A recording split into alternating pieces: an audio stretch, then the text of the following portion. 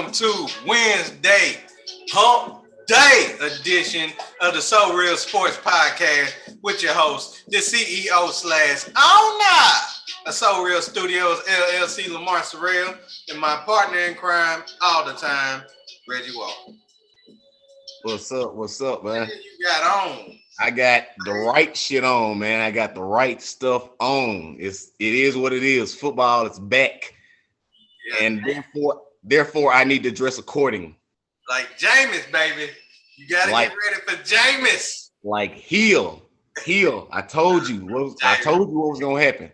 Jameis, just like them drill boy, Jameis gonna stumble into the starting line. No, he ain't. No, he ain't. You ready for Matthew Stafford to throw 31 interceptions this year? He's not Jameis. He's definitely not Jameis. All right, football season is coming.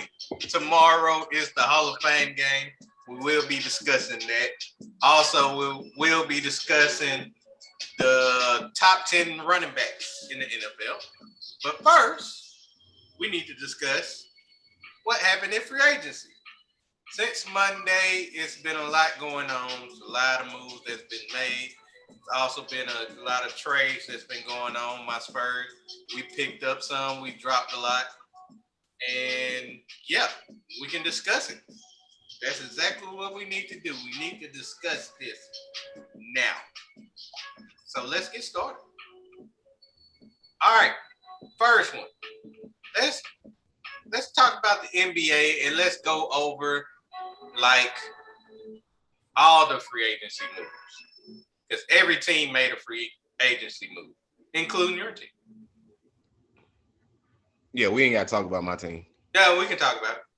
Because we're going to really just mention all the teams and say who was the best free agency pickup and who was the worst. Just give me three and we'll be good. The three best in your eyes free agency moves and the three worst. In my eyes, I think that when the Heat picked up Kyle Lowry, that was a damn good move. They needed somebody like that. They really didn't have anybody like that. They had they got Butler, and he's a facilitator. He's one to drive to the basket and get points, get fouls, get to the line. But they really didn't have anybody else to help them out doing that. Tyler Hero, no, he a shooter. Duncan Robinson, he a shooter. Actually, either one of those guys could have came off the bench, but Duncan Robinson was in the starting lineup. But adding Kyle Lowry to that team, I feel like that helped them out, and they'll make them just a little bit more dangerous come playoff times. That's all I got to say about Brian's team. Second, another good pickup was for the Bulls. Bulls picked up Lonzo Ball. Great for them. Bulls actually loaded up a lot. So you can definitely probably look for the Bulls to get that probably 7-8 spot easily, if not higher. I'm not completely sold on them right now because you know how all things go. It looks good on paper. People talk about it. It sounds good, but until you know their chemistry there, avoiding injuries and all that, that's when we'll actually know. So it's kind of premature to say, but I still do like that addition to that team. He was emerging. He got Rookie of the Year. He's on his way. So, yeah. Another thing I like. Now this may kind of sound throw it off a little bit, but I think, and I do like this move by the Phoenix Suns by bringing Chris Paul back. You talked about it like. I want to say it was last season on the show, how you thought the addition of one player, Chris Paul, to that Suns organization helped them out. Chris Paul was in the MVP conversation for a long time. He actually helped out a lot. He didn't show up as much in the last few games of the playoffs, which ultimately ended up them being forced out. But here again, I still think he's a great addition to that team. He has great leadership. He has great veteran presence. And I think that this team can also make another run. I'm not sure if they can go as far as they did this year, but I still think that keeping him adds a lot of depth to your team, and you can move some stuff around and actually get to know better because this will be his second year with them. So good move, Houston. Good, not Houston. Good move, Phoenix. Good move, Chicago, and good move, Heat. So those are your three. Yep. All right. Here go my three good moves. What you got? All right. First one.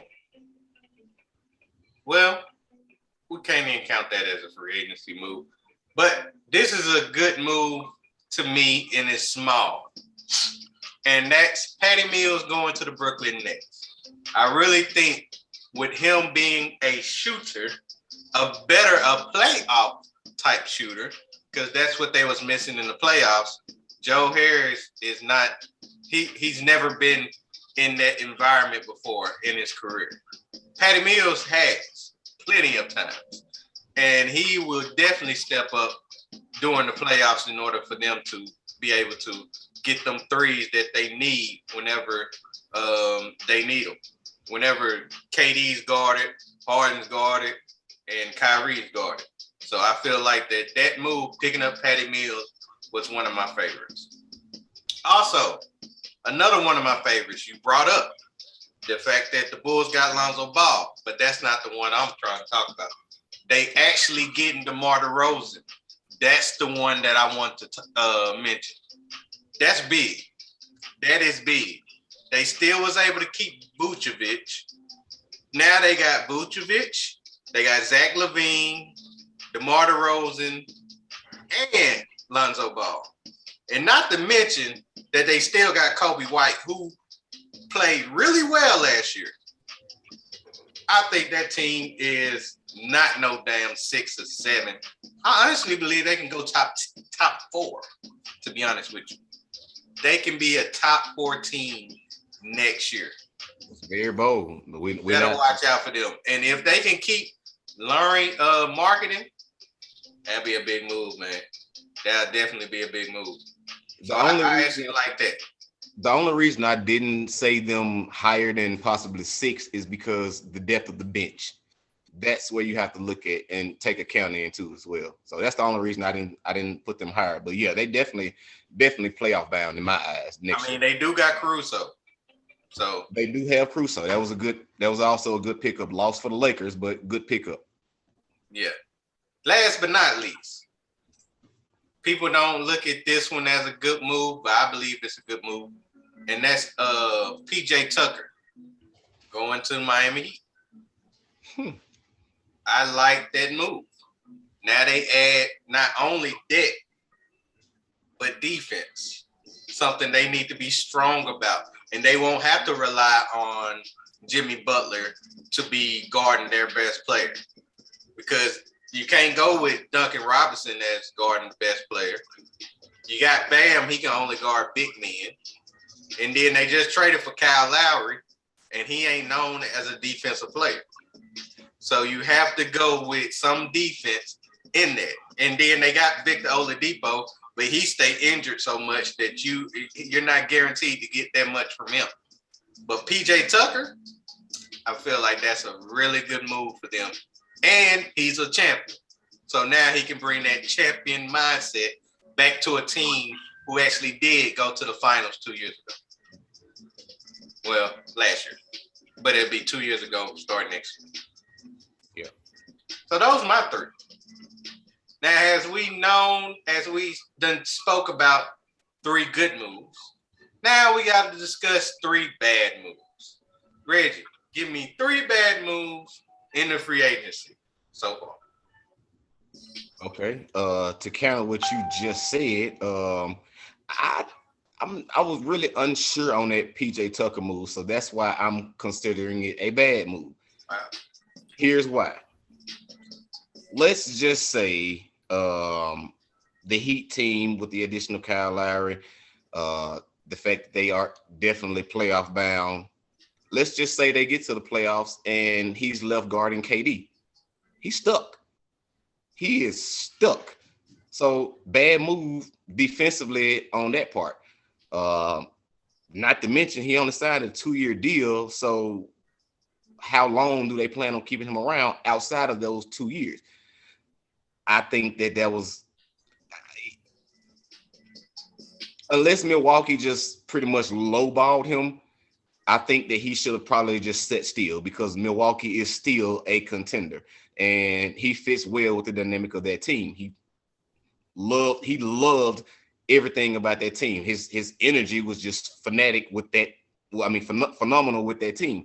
I just don't see him having that same tenacity with the Heat, especially during playoff times. When, like I said, when he's matched up against somebody who's just a pure shooter. Like, I mean, KD is a 7-foot threat, and guess who will be guarding him on the floor? PJ Tucker. He will either foul out or he will get 40 points dropped on him on a nightly basis, and that's just not a good look for him. So yeah, I don't think that was the best, not necessarily the worst, but not at all the best for him or for the team, deep in the playoffs. Okay. Number 2, Andre Drummond. Andre Drummond went from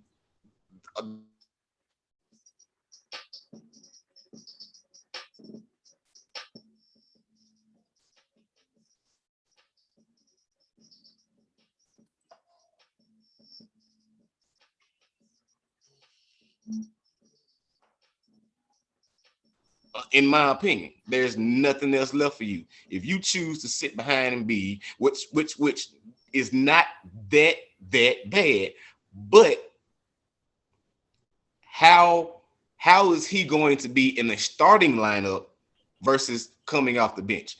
That's where I see the difference at, because Embiid will get hurt. We know that. But with Embiid on the sideline and him left to carry the load, how effective would he be?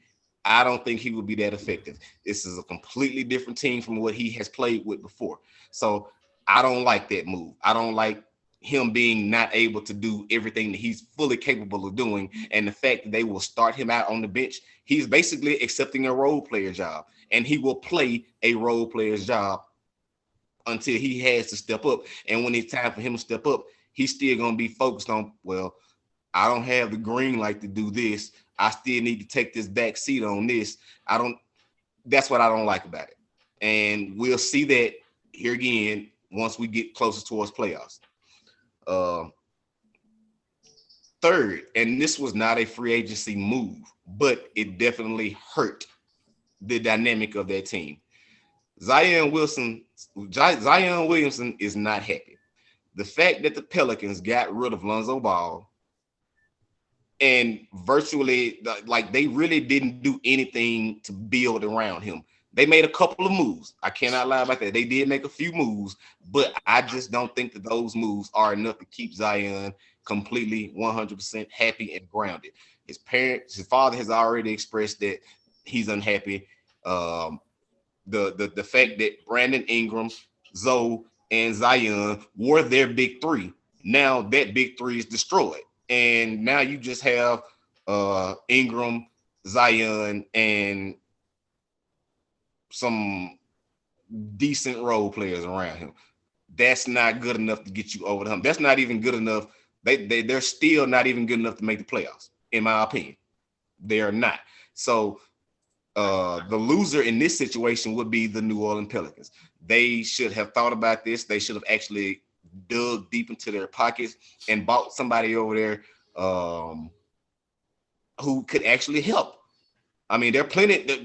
I mean, you saw it just like I saw, man. There was my phone went off for the last 2 days on everything that happened in free agency. So there was somebody that they could have gotten to at least bring they could have gotten Melo. Melo would have been a good addition, I think. Not so much starting, but I mean, if Melo could have came in averaging 14 points a game, 1.2 steals, 4 or 5 rebounds, like, that's a help to Zion. That's a great addition to that team. But the fact that they didn't do anything like that lets me know that they obviously don't care. Well, I can't go as far as to say they don't care, but they didn't put enough thought into building around Zion. When we go back to LeBron and the Cavaliers or with the Heat, the coaches, GMs, they felt that, okay, this is my centerpiece and I'm going to build around him. Look at Giannis. How they did. They didn't really build around him. They could have done better, in my opinion, because I shame Milwaukee. I shame Milwaukee to shit because they didn't do right enough in my eyes by Giannis. 2 back-to-back MVPs, and yet he's still struggling with would-be shooters around him. Zion is the same situation. Get some legit players around him and make some moves for the city of New Orleans. If not, then you should just let him go because that's what he wants to do anyway. He's honestly, I think, going to be gone. I don't believe he's going to be loyal to that franchise at all. So yeah, those are my 3: Andre Drummond for Philly, PJ Tucker for the Heat, and the entire Pelicans organization. Okay, I can agree with those bad moves, except for the first one because I actually made that one a good one. Now let's talk about my bad move. The first one, I have to go on and announce it. Melo going to the Lakers was a bad move. And here's why. Melo, I know you're trying to win a ring. I know that's pretty much the only thing left in your legacy because you haven't really been to a conference finals since what? Your Denver days? Denver, yep. You probably made it past the first round twice. That's the only thing I can remember you making it past the first round twice. You pretty much rejuvenated your career with the Blazers. And I think the Blazers is the reason why you made it past the second round, if I'm not mistaken. If they made it to the second round last year. I don't think they did, though. But that's besides the point. The point I'm trying to make is you do know that if it fails and the Lakers do not win it all, you will be held accountable.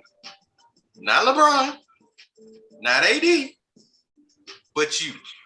You and Russell Westbrook will be held accountable because they gonna sit there and say, LeBron and AD won the title and you wasn't there. Now you being on the team, they don't win it all. Now you become a scapegoat in LeBron's legacy. And that's something I didn't want you to end your career on. And plus, this team's starting to look like 2004 Lakers whenever Kobe and Shaq end up getting Karl Malone and Gary Payton and Horace Grant and decided to form a old-ass super team with 2 young stars. That's the only difference. Yep. His Laker team only got 1 young star, and he's not really that young. I think he's 28, and that's AD. So, yeah, Melo. I wish you would have just went to the Knicks and just went off because you're a New Yorker. I mean, the Knicks love you. You don't have to worry about the baggage you had with Daryl Morey. He's not there anymore. Mike D'Antoni's not there anymore. I felt like you could have went out with a bang and you wouldn't have to worry about a ring because you would have went out with the Knicks and they would have loved you a lot more if you'd have made that move. Now you pretty much have to win it or your legacy gonna be tarnished because you didn't win it with LeBron. And that's what everybody's gonna say. So that's one bad move. I agree with that. Melo. All right. The second one is, I don't know if I'm just a hater or I just don't like this move. And that's Utah Jazz signing Mike Conley. I don't know if it's the fact, I don't think it's the fact because they signed Mike Conley. I think it's more to the fact of how much they signed him for. That's a lot of money. 3-year, $74 million deal. Mike Conley still worth $20 million? I thought it was 72, 74. Let me make sure. It's I know it's in the 70s. Yeah, it's definitely 70 something million for 3 years. Yeah, 3 years. So that means that's 20 something million a year. If my numbers are correct, right? That's at least 20 something million dollars a year. Mike Conley still worth that much.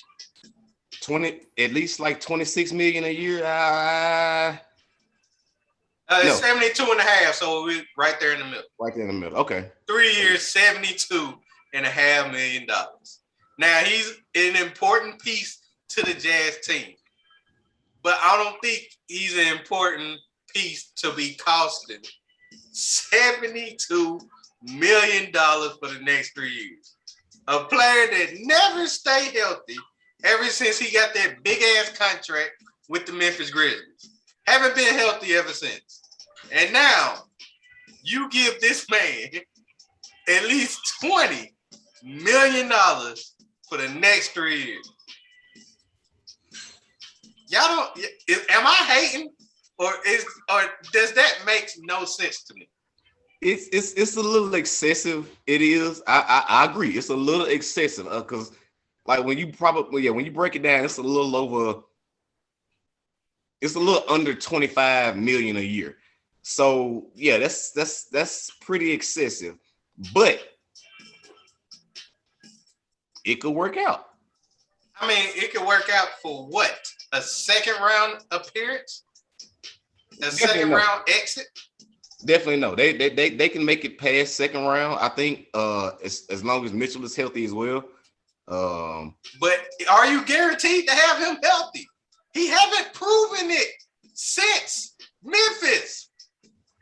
That's why they always find a nagging injury to happen during the season, and he can't recover from it.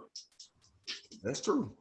But I mean, he is good on both sides of the ball, and maybe that's what they're looking at, saying that okay. How many times they gonna keep looking at that until they realize that this man? I mean, he's a good player.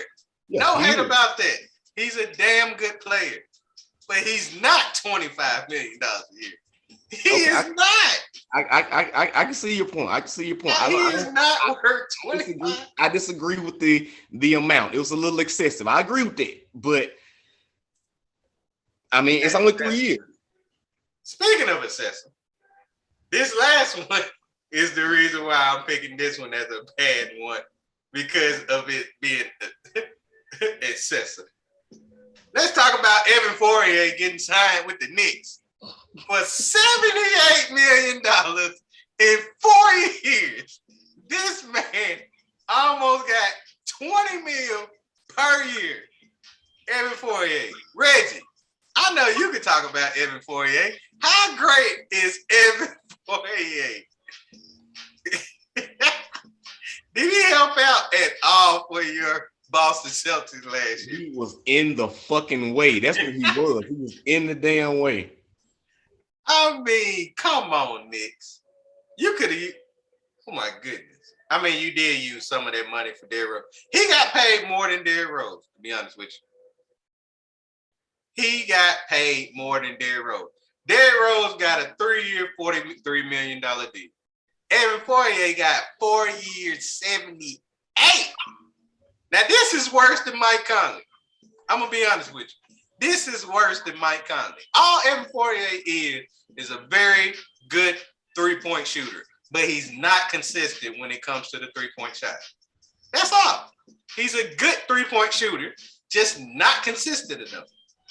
I bet they ain't throw them kind of numbers at Kimber.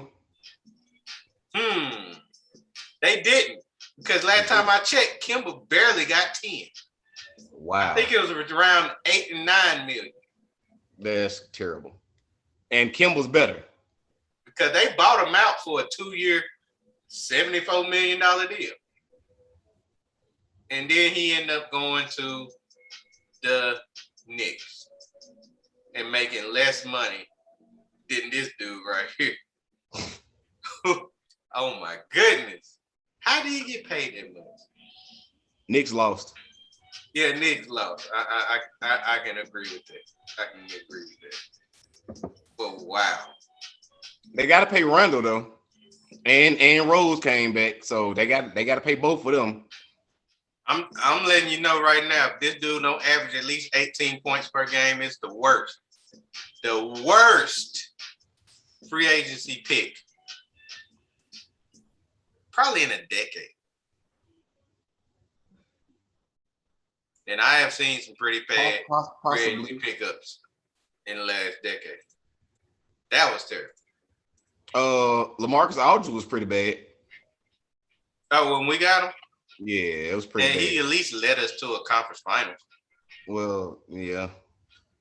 What Evan Fournier ain't gonna lead? He gonna lead the bench in scoring. I don't even think that's gonna happen. Derrick Rose gonna come off the bench. So yeah, I don't even think that's gonna happen. But Knicks, I guess y'all needed to do something. Y'all could have gave Melo that money. I just thought about it. Yeah, You could have gave Melo that much money. Damn. That's ridiculous. All right. That was my three bad ones. They told Melo he can't wear his hoodie during practices. So that's the only way he can play. I hope he can wear a hoodie in LA. Because he damn sure ain't gonna need it. Yep. Especially dealing with LeBron and his fans. That's half the goddamn fan base right there for LA. Yep. All right. We're done with basketball right now. Oh, yeah. Besides that, Summer League has started. So check out your team, your rookies, and some extra players that got picked up. Check them out. You can watch them on ESPN Plus and also NBA Network. Well, NBA TV. Yeah. All right, let's go to some football since Reggie has got his attire ready. Let's get into some football. Let's talk about the top 10 running backs. I'm doing according to ESPN. Is that what you're going with, according to ESPN? I went off Bleacher Report, but they should be pretty much. Well, it's the same thing because Bleacher Report is bringing it from the ESPN top 10 sources. Yeah. All right, at number 1, obviously Derrick Henry. Number 2 is the reason why Reggie's having all this shit on. Alvin Kamara. Number 3, Dalvin Cook. 4, Nick Chubb. Number 5, Christian McCaffrey, who has dropped tremendously. Number 6, Saquon Barkley dropped. I can understand that. 7, Ezekiel Elliott. He dropped tremendously. 8, Aaron Jones. He dropped because he didn't really have a good year last year. Joe Mixon 9 and Josh Jacobs 10. Reggie, do you have a problem with any of the top 10? Just a little bit. Top 5 can stay where they at. Top 5, Henry, Kamara, Cook, Chubb, McCaffrey can all stay where they at. My problem is with Saquon Barkley being injured. My problem, Ezekiel Elliott's O-line and him always starting the season slow. Aaron Jones did have a not so good year. Blame that on Aaron Rodgers. He liked throwing the ball. Oh yeah. And the fact that they had a lot of running back issues over the last few years anyway. Yeah, I think he was kind of dinged up a little bit too. Yeah. So you can blame injuries on that too. Joe Mixon to me is at a comfortable position at 9. Josh Jacobs, in my opinion, should be a little higher up on the list. So if I were to swap out somebody, it would be I would drop Saquon 1 and put Josh Jacobs at 6 and move everybody else down and possibly put Joe Mixon in front of Aaron Jones. That's the only moves that I would make. So again, Josh Jacobs would be my number 6. Aaron Jones would drop to 10. Joe Mixon will move up and Saquon will move down. Okay. Just because of injuries, and we're not sure as of right now when he's gonna be coming back. So but yeah, not taking anything away from I think McCaffrey's hurt too, isn't he? He's hurt, but I believe he's back now. He might not be 100%, but he's back. Okay. Well, yeah, I'll leave him where he is because I mean we're unsure on the quarterback situation with Carolina Panthers anyway. So they obviously and have always been a heavy run team anyway. So Yeah, I leave him at 5. So yeah, first 5 I'm leaving alone, and yeah, I leave. Yeah, that's how I feel. I kind of want to move Kamara up, but I cannot take anything away from Derrick Henry. He is a beast. He is a dog. He is an Alabama product. So yeah. All right. So I really want to redo this whole list. I'm gonna be honest with you. I mean, it's not a bad list. I could see the reason why this list is like this, but I want to redo it. Except for number 1. Number 1 can stay with it. At 2 through 10, I can move easily. Start with number 2. I'm dropping Alvin Kamara because Alvin Kamara does both catching and running. And last time I checked, the thrower of the football for your New Orleans Saints will be James Winston, who can barely do drills right now. So I'm dropping Alvin Kamara down. He ain't gonna have the quarterback to be able to throw him the ball, so he's gonna have to rely heavily on running, in which he ain't gonna be able to do that. Dalvin Cook move up. So will Alvin Kamara stay at 3? Yeah, he'll stay at 3 because he's pretty damn fast and he's pretty damn good whenever he got the right quarterback. So I'm gonna keep him at 3. I like Dalvin Cook. I moved him up. Nick Chubb. Sorry, not yet. Not yet. Even though Christian McCaffrey dominated last year, and not last year, but 2 years ago, and was hurt last year, I still feel like him coming back, being 100%, he definitely going to help out Sam Darnold. I'm moving Christian McCaffrey up to 4. Nick Chubb, I'm sorry, you are 5. Now, let's go to the 6 through 10. Saquon Barkley, no. Ezekiel Elliott, no. You drop. Aaron Jones, moving you up to number 6 because you're going to have to prove it to me, Saquon, from your injuries. Also, you, Zeke, you wasn't even injured. You just played terrible last year. So I'm dropping both of them down. Aaron Jones, you move up. Joe Mixon. I like Joe Mixon. I cannot put him above either Zeke or Barkley. So I'm going to put Barkley, leave him at 7. I'm going to put Zeke at 8. Joe Mixon 9. And I'm taking Josh Jacobs out of the top 10. Yes, I said it. Josh Jacobs is out of the top 10 because I have one player who will beat Josh Jacobs and move into the top 10 this year. I feel good about this player. He will dominate and be a top 10 running back this year. And that is Jonathan Taylor. Watch out for the Colts and Jonathan Taylor this year. So I'm got Jonathan Taylor into the top 10. Josh Jacobs, I'm sorry, you're out. You can be number 11, but you better watch out at number 11 because I honestly could put 2 more people ahead of Josh Jacobs too. One in Kareem Hunt, but Kareem Hunt don't get enough touches.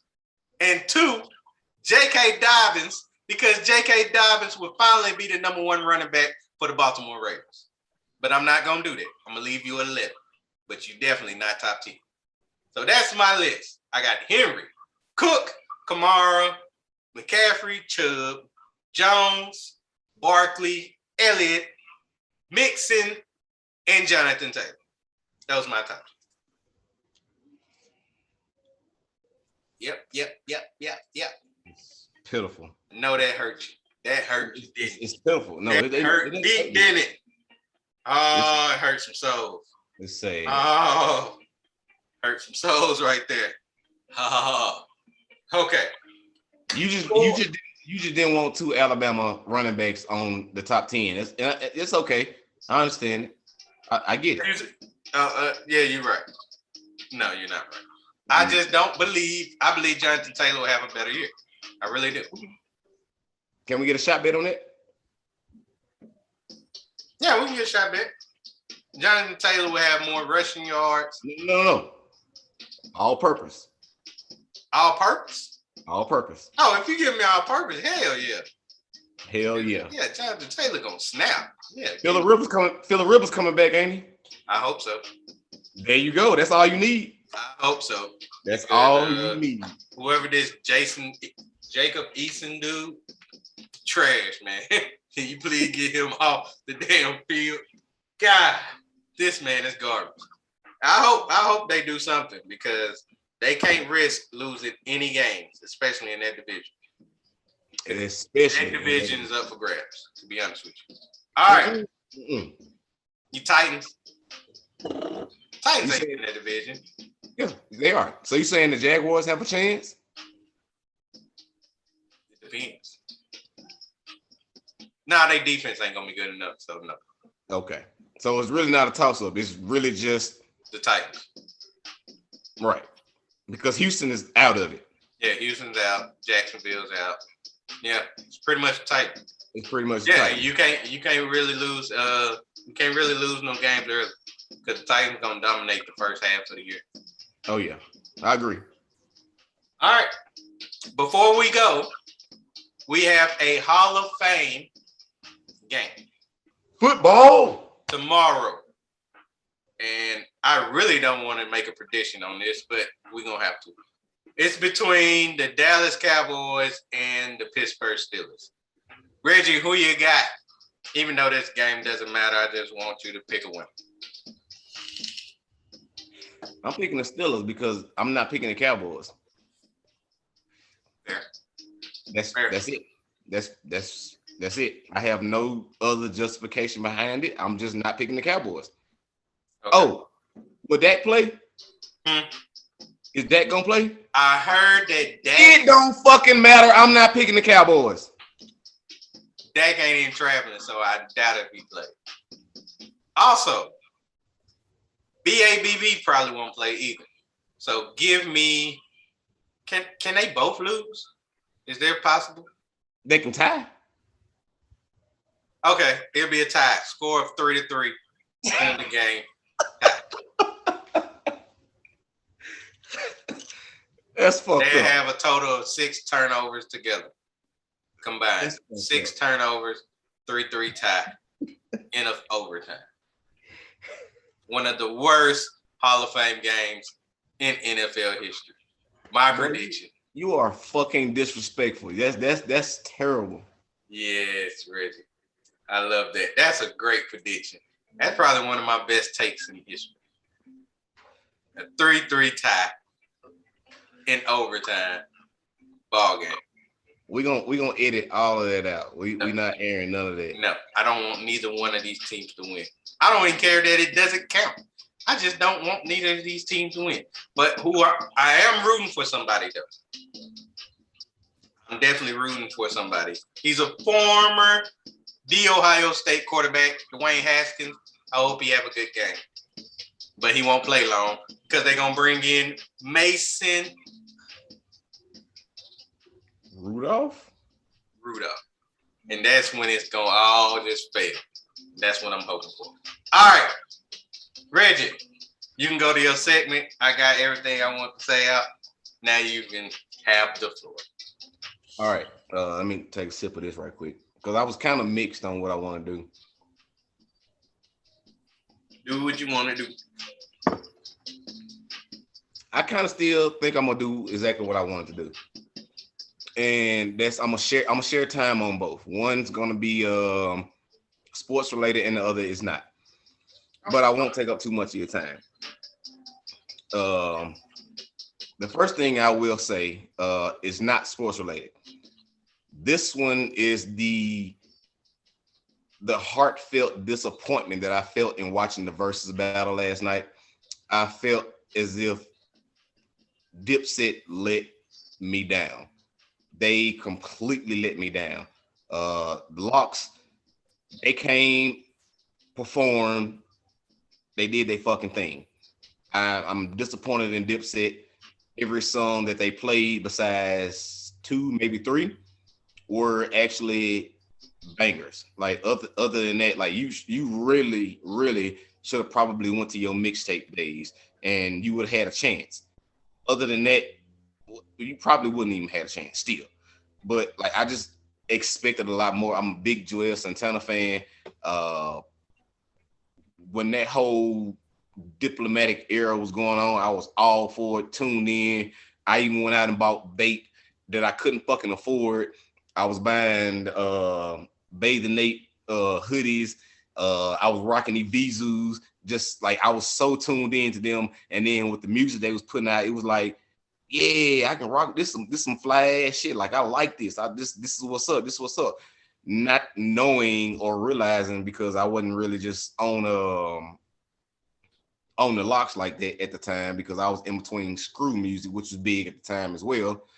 But I kind of transitioned from that to like Lil Wayne, and then he started fucking with Els, and it was like, yeah, I like that vibe. So I just kind of disappointed in that. The next thing that I will say is sports related, and it's going to go back on the whole Black Lives Matter and the police doing too much in the Jackson Hayes arrest.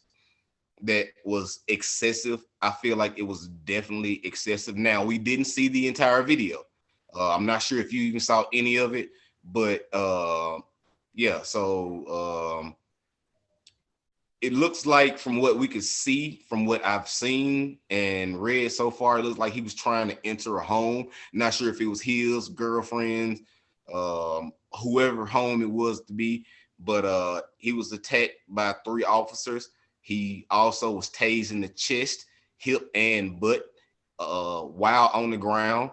I really believe that it was excessive. They didn't have to do anything like that. Now, granted, he is 6'11", over 200 pounds, but at the same time, you got 3 officers. It's 3 of y'all. Why did that have to happen? Y'all basically rendered him unconscious, and he had to go to the hospital. He did post bond. I think it was $25,000 bond that he posted to get out. Don't know exactly what charges he was facing besides resisting arrest, but honestly, I can understand resisting arrest if you feel like you're not doing nothing and you're trying to go inside of a home, which could have been his, could have been a family member, could have been a relative, or in any kind of sort, or his home. But the fact that 3 officers had to bring him to the ground, and then also, while being not so coherent, then proceeded to tase him. That's in my opinion, that's excessive. If you feel like you're not physically capable of handling the situation, then call in somebody else and you step your ass back. That's what needs to be done in a situation like that. Since it wasn't handled like that, that's why I say it was excessive. And until we find out furthermore what's going on with that situation, because there are different camera angles, there are different lengths of different videos, and the one video that I saw was taken from his friend that was recording it. I feel him. That was too much. That's too much. So yeah, I just wanted to shed some light on that. I'm pretty sure a lot of people are not going to talk about stuff like that because of everything else that's going on in the sports world. But I thought I should shed some light on it. And shout out to Jackson Hayes and his family, and hope he's doing better and he can possibly get some restitution to, his legal problems that he's going through right now. Yeah, I seen it. I didn't actually see the video, but I will watch it when we get done with this show, so I can be better informed about what happened. And I wanted to find out for myself, so I don't know too much about it. I just seen it as an update that he was arrested. So yeah, like when it broke, I went and like looked at, like, ESPN had one angle, one like side of it. Then I went to TMZ. TMZ had a whole different aspect from it. So it was just, I mean, it's different. Like, you can take what you want to from it, but I just feel like at the end it was excessive. I didn't see him do anything that they say that there was a body cam footage, but body cam footage has not been released. They say that he pushed an officer that was neither on ESPN or TMZ. So, I mean, who's to say what happened before what we saw came out. So I mean, it's still a developing story, but at the same time, like from what we saw, I just think that it was unnecessary. Okay, I definitely understand that. All right, hope he's all right. I really do. Yeah, from what I saw, he was taken to the hospital after book for like minor injuries and stuff like that. But he was after then taken into custody, where he was released on a $25,000 bond. Okay. Okay. All right. That does it for tonight's show. Muscle Shirt Friday will happen this coming up Friday. I don't have to actually go to my mother's, so I will be doing my Muscle Shirt Friday. I'll just be leaving, heading down there Saturday morning to prepare for my son's B-Day. So I will be attending Muscle Shirt Friday with our picks and our 3-bet challenge. All right. Enjoy your weekend, man. I know it's gonna be turned. Yeah. I gotta prepare for my son, man. He deserves it. All right. He turning what, 8? He's turning 8. 8. Damn. He's turning 8 on August 8th. You getting old. Getting old, man. God, definitely getting old. All right. Like always, we give you our salute, and we'll see y'all on Friday.